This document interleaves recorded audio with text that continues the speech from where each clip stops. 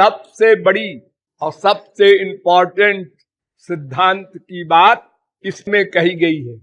जो सामूहिक कीर्तन होता है उसको संकीर्तन कहते हैं।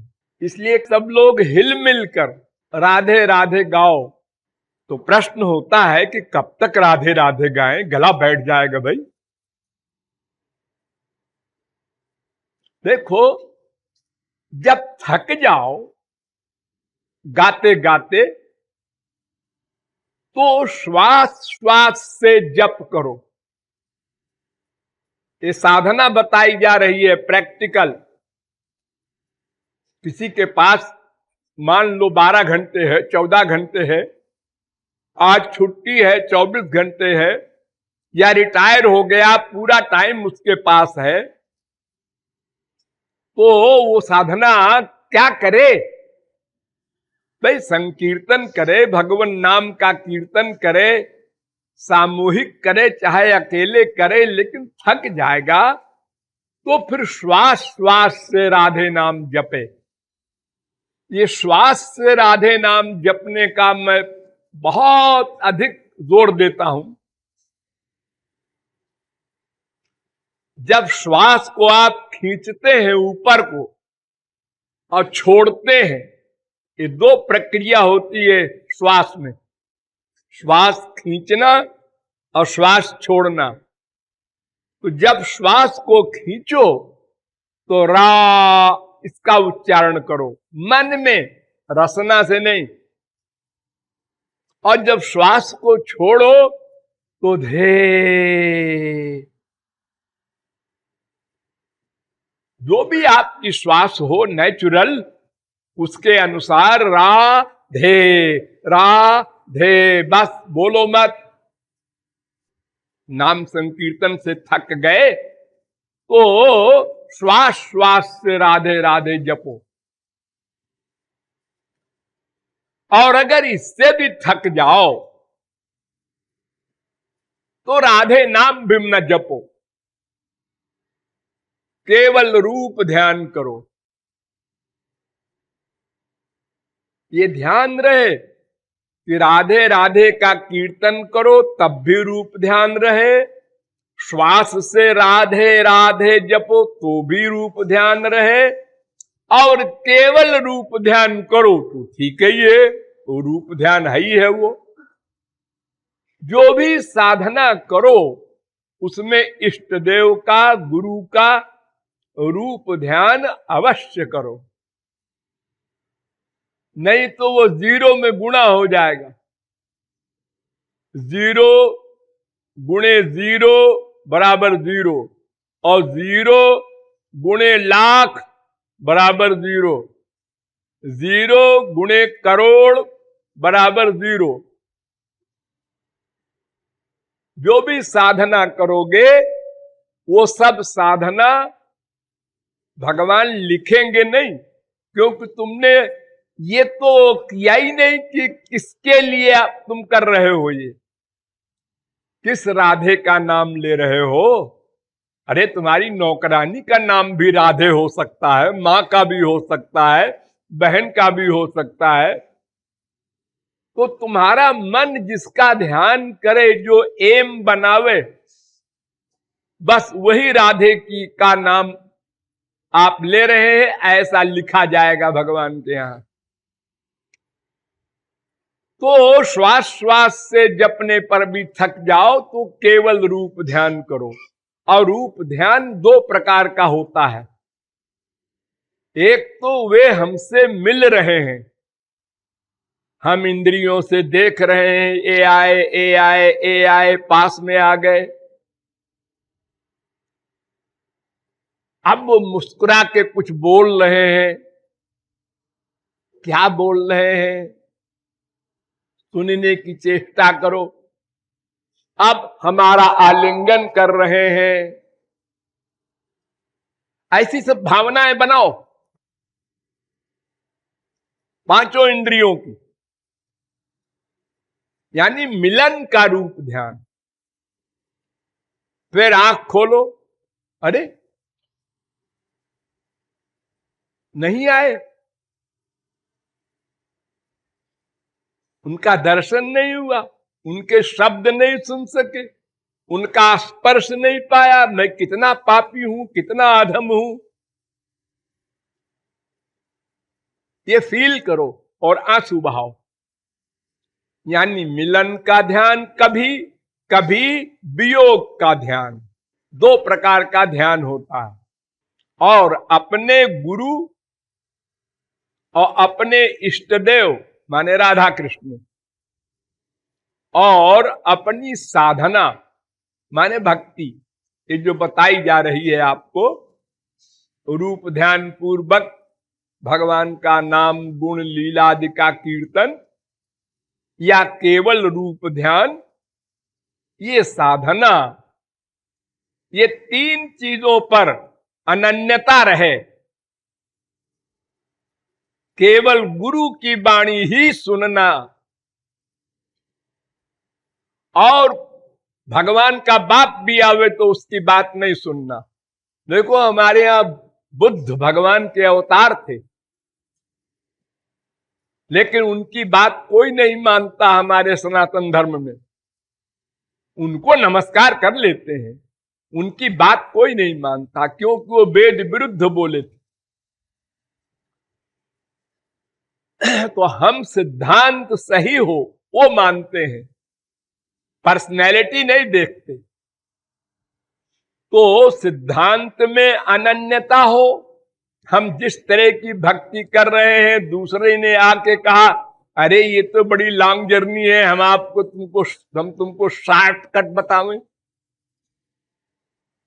और तुम चक्कर में पड़ गए उसके। तो जैसे कोई व्यक्ति इस जगह पर 10 फुट खोदता है, पानी नहीं मिलता, दूसरी जगह 10 फुट खोदता है, वहां पानी नहीं मिलता, वो 1000 जगह 10-10 फुट खोदता है लेकिन पानी नहीं मिला। अगर एक ही जगह 25 फुट खोद देता तो पानी मिल जाता। तो ऐसे ही अगर हम साधना चेंज करते जाएंगे तो फिर हम न इधर के रहेंगे न उधर के रहेंगे और एक दिन नास्तिक हो जाएंगे। तो साधना चेंज न हो, और गुरु जिसने साधना बताया है, महापुरुष और भगवान, इन तीन चीजों में, तीन तत्वों में अनन्यता रहे। ये बहादुरी नहीं दिखाओ कि हम तो अनेक पुस्तकें पढ़ेंगे लेकिन अपन को तो मालूम है क्या सही है। तो तुम्हारे पढ़ने का मतलब क्या हुआ फिर? कंफ्यूजन पैदा करना। तुम क्या दावा करते हो? जब तक भगवत प्राप्ति न हो जाए तब तक कोई कुछ दावा न करे कि मेरा ज्ञान पक्का है। बड़े बड़े ज्ञानी अपना ज्ञान खो बैठते हैं। इसलिए गुरु में और गुरु के बताई हुई साधना में और भगवान में अनन्यता होनी चाहिए। धैर्य रखो, चलते जाओ चलते जाओ। बहुत मलिन है अंतःकरण, जैसे ही वो शुद्ध होगा वैसे ही गुरु दिव्य प्रेम दे देगा। वो तो परख रहा है कि बर्तन लेके कोई आवे,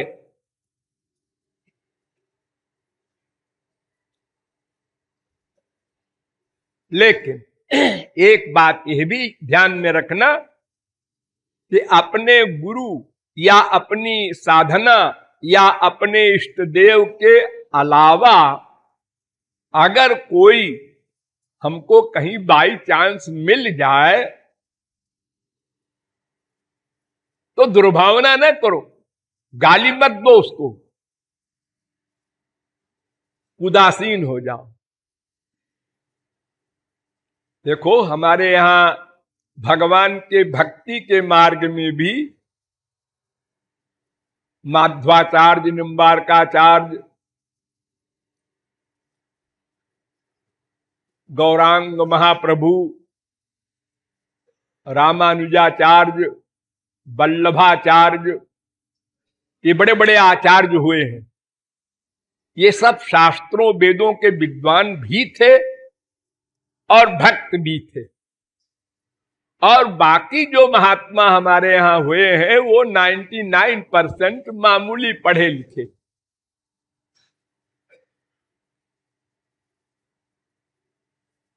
इसलिए कोई गुजराती में, कोई मारवाड़ी में, कोई पंजाबी में, कोई मराठी में, सब अपनी अपने किताबें लिखे हैं, लोगों ने ग्रंथ बनाए हैं। लेकिन ये लोग जगत गुरु हैं, शास्त्र वेद के ज्ञाता हैं, लेकिन इनमें भी मतभेद है। अब देखो, रामानुजाचार्य नारायण और लक्ष्मी की उपासना करते हैं और आप लोग बुराई करते हैं।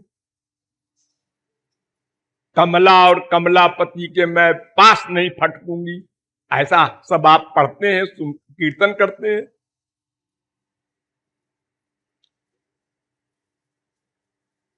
और वो कमला और कमलापति के उपासक हैं, राधा कृष्ण के नहीं। माध्वाचार्य वो लक्ष्मी और विष्णु के उपासक हैं, राधा कृष्ण के नहीं। और इसके अतिरिक्त भी अंतर है। कुछ वैष्णव कहते हैं भगवान निराकार भी होता है, साकार भी होता है। कुछ वैष्णव कहते हैं नहीं, निराकार नहीं है, केवल साकार है। ये तमाम झगड़े की चीजें हैं आचार्यों में भी। तो इसलिए अगर आप ये तमाम लेक्चर सुनेंगे या पढ़ेंगे तो आपकी क्या हैसियत, सरस्वती बृहस्पति की बुद्धि भी कुंठित हो सकती है। इसलिए दुर्भावना कहीं न हो, लेकिन संग मन बुद्धि का अपने गुरु, अपनी साधना और अपने इष्ट देव में ही रहे, अन्यत्र न जाए। एक क्षण को भी मन बुद्धि को समझा देना चाहिए। सबसे उदासीन रहो। और एक बात और, कि जैसे हम लोग भगवान की भक्ति करते हैं, गुरु की भक्ति करते हैं, या पुराने महापुरुषों की भक्ति करते हैं, तुलसीदास, सूरदास, मीरा, कबीर, नानक, तुकाराम, जो चले गए संसार से, उनमें दुर्भावना नहीं करते हम। कौन किस क्लास का महापुरुष था या नहीं था, ये सब तो आप नहीं जान सकते, लेकिन फिर भी श्रद्धा रखते हैं और सबको नमस्कार करते हैं। हाँ, नमस्कार करो, सिद्धांत न पढ़ो न सुनो, और किसी को दुख मत दो। सबसे बड़ा दोष ये है हम लोगों में, मां को, बाप को, बेटे को, बीबी को, पति को, पड़ोसी को दुख देते हैं। ऐसे कठोर वाक्य बोलते हैं कि वो दुखी हो। उसको डांट फटकार कहते हैं, अपमान कहते हैं, इंसल्ट। क्यों करते हैं हम किसी की इंसल्ट? उसको दुखी करने के लिए। उसको दुखी करने से तुमको क्या मिला? किसी जीव को दुखी करना ये तो सिद्धांत नहीं है शास्त्र वेद का। क्यों? सबके हृदय में तुम्हारे इष्ट देव तो रहते हैं। जिस मन में अपने इष्ट देव को लाना है, गुरु को लाना है, और उसका लाने का अभ्यास कर रहे हो, उसी मन से अगर तुमने गंदी चीज सोची, अपमान करना, किसी को दुखी करना, बैर की भावना करना, दुश्मनी की भावना करना, तो मन तो गंदा हो गया। जिसके प्रति प्यार होगा वो मन में आ जाता है, और जिसके प्रति दुश्मनी होगी वो मन में आ जाता है। ये नियम है, अकाट्य नियम, नोट कर लो। गोपियों ने प्यार से श्री कृष्ण को मन में ला करके भगवत प्राप्ति की, और कंस वगैरह ने, शिशुपाल वगैरह ने दुश्मनी से मन में श्री कृष्ण को लाकर भगवत प्राप्ति की। ये दोनों का एक फल है। तो कहीं भी अगर दुश्मनी करोगे तो वहां भी तो श्री कृष्ण बैठे हैं, जैसे तुम्हारे हृदय में है ऐसे उसके हृदय में भी है। उनको दुख होगा कि देखो ये हमारी कृपा चाहता है और हम मन में हमको भी बुलाता है और ये दुश्मनी को भी बुलाता है, तो कृपा नहीं मिलेगी। इसलिए उदासीन हो जाओ, न्यूट्रल, दुश्मनी नहीं, द्वेष किसी से न होने पावे। सब पता नहीं कौन क्या है, एक गाली दे रहा है श्री कृष्ण को। अरे तो गोपियों ने गाली नहीं दी क्या? नास्तिक है। अच्छा, बड़े जानकार हो तुम, तो गोपियां नास्तिक है? नहीं नहीं नहीं, गोपियां कहां नास्तिक हो, तो महापुरुषों की दादी है। तो क्या पता ये भी ऐसे ही हो, और अब बड़े अधिकार से भगवान को गाली दे रहा है। तुम नास्तिक क्यों मानते हो? अपने को तुम महापुरुष मानते हो इसलिए। तो किसी के प्रति दुर्भावना तब करे कोई जब सर्वज्ञ होने का दावा करे, सर्वांतर्यामी होने का दावा करे। अब जो अल्पज्ञ है जीव, तो वो क्या दावा करे, कौन किस भाव से क्या बोल रहा है, ये हम नहीं जान सकते किसी को। आप लोग स्वयं कितनी एक्टिंग करते हैं संसार में, अंदर आपके गड़बड़ है और बाहर आप मीठा मीठा व्यवहार करते हैं। कोई घर पे आ जाए तो उसको मिठाई मंगा के खिलाते हैं, चाय पिलाते हैं, और जब वो चला जाता है तो गाली देते हैं, कहां से आ धमका है बारात को 12 बजे, नींद में गड़बड़ हुई हमारे। तो आप लोग जैसे एक्टिंग करते हैं संसार में, ऐसे ही सब करते हैं। तो पता नहीं कौन क्या कह रहा है, क्यों कह रहा है। एक सेठ सेठानी थे, तो सेठ जी कभी भगवान का नाम नहीं लेते थे, और सेठानी हमेशा कीर्तन भजन करती थी, और परेशान भी थी बेचारी कि ऐसा पति मिला है नास्तिक। एक दिन सेठ जी सोते सोते राधे ऐसा बोल गए, तो सवेरे उठ के सेठानी ने दान करना शुरू किया, ब्राह्मणों को बुलाया, बाजा गाजा तमाम सब फंक्शन, एक प्रकार से उत्सव। सेठ जी ने कहा आज क्या है रे, न जन्माष्टमी है, न रामनवमी है, न कोई त्योहार है।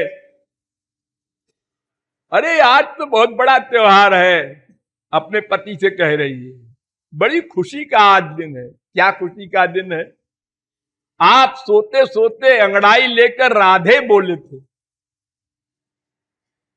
और वो मेरा प्राण प्रिय नाम मुंह के बाहर निकल गया, बस हार्ट फेल हो गया। अब बताओ, ये भी एक उपासना का तरीका है। कौन जान सकता है किसको किस तरह की भावना उसकी है उपासना की।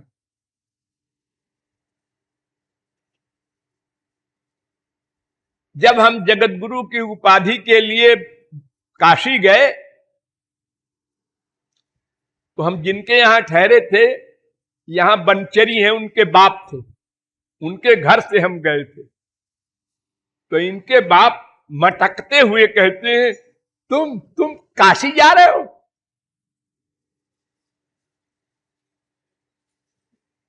और शीशा लाके जरा मुंह देख लो अपना।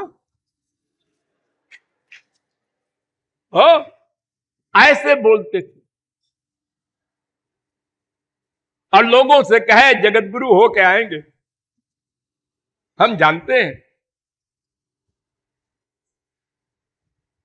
तो भावना को व्यक्त करना उल्टे प्रकार से, सीधे प्रकार से, ये व्यक्ति की अपनी स्थिति पर निर्भर है। हम नहीं जान सकते किसी को कौन क्या भावना रखता है गुरु पर, भगवान पर।